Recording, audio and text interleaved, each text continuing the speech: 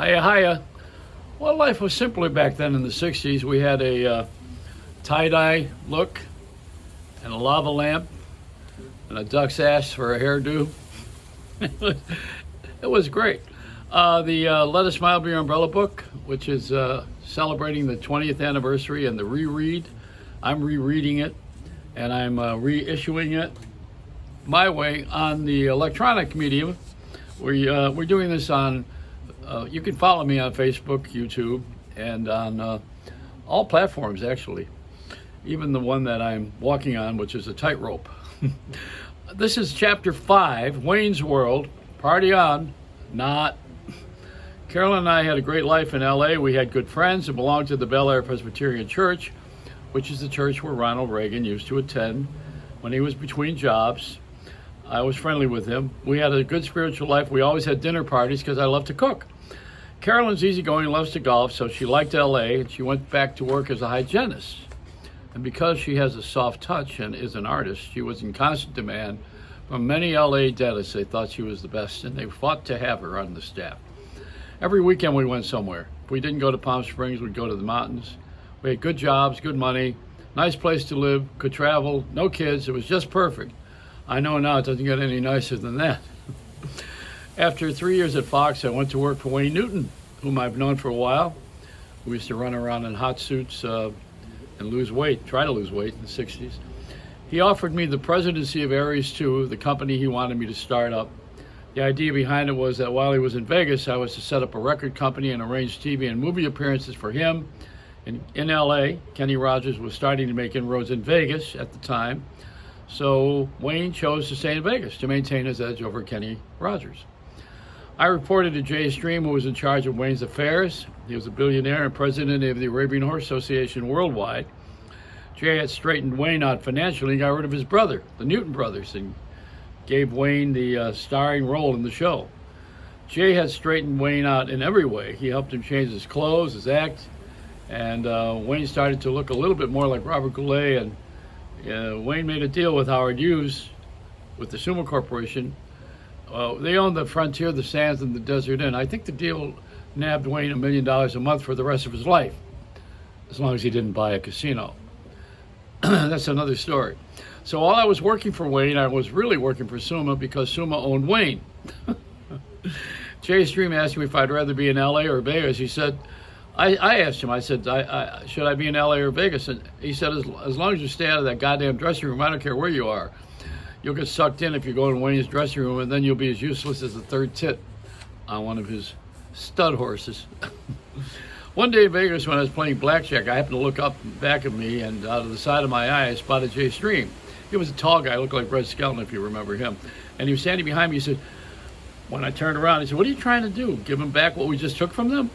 He took me aside and said, if you want me to, I'll just take your check and deposit it directly with the casino, and then Howard Hughes can have the money back. You can't beat him, You notice we don't gamble? You bet I never gambled after that. No booze, no cigarettes. I lived like a Mormon during the time I worked for Wayne. But I think Mormons drink and gamble too. They do a lot of things that we don't talk about. So I set up an office in LA with about 18 people working for us. Jay would fly me to Vegas on his great jet plane, the Citation.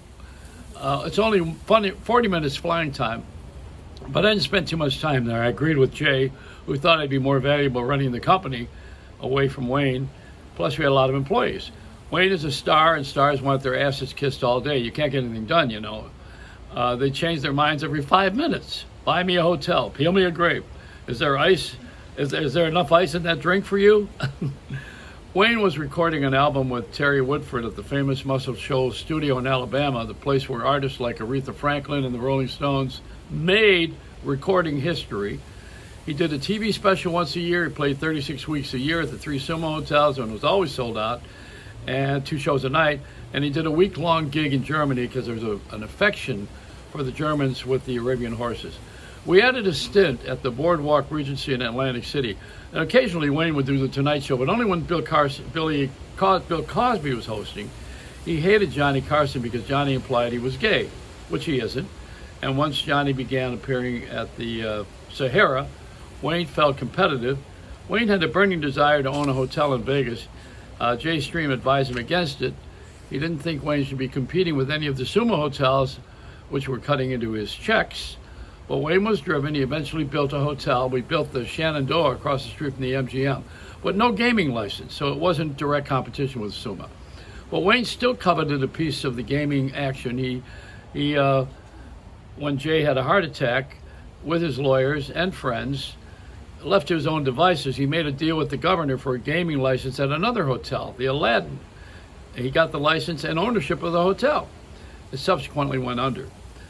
Sumo was probably never too worried. If Wayne wasn't born to be a hotelier, he was born to be a host. Wayne really knew how to throw parties. He'd let prize horses out on the front lawn, which was dotted with fountains. He used to have peacocks on the lawn. I thought that was a little fanciful and maybe even a jab at NBC, Johnny's station, but I learned that peacocks kill rattlesnakes, so it's important in the desert. There's actually a reason to have them. On the back lawn, he'd have a big barbecue with sides of beef and stars, and every other side you could imagine, with full complement of servants. I remember, oh my God, was it Pearl Bailey or Nipsey Russell and the Prince of Saudi Arabia? Wayne was a good friend and easy to work for, but he lived a different lifestyle. His day began at 7 p.m. in the dressing room and ended at 3 in the morning. He was very insulated by people who would say only things he wanted to hear. The servants, the bodyguards, the drivers, the handmaidens. It's not normal, you know. This is Wayne's world, and it didn't involve going to Kmart, but he was on target. Anyway, that's that chapter so far. I hope you can pick up on this and follow me. The Let a Smile Be Your Umbrella book. I think it's been a pleasure to write about myself, and very difficult to read about myself because I forgot that I did all those things, and I was trying to forget. Is my hair turning gray? My tongue turning red? Well, that lava lamp, I never did like these things, you know. They always looked like something was wrong with the electricity in the house. Well, I had them in every room, that's why. On the tables, they were my lamps.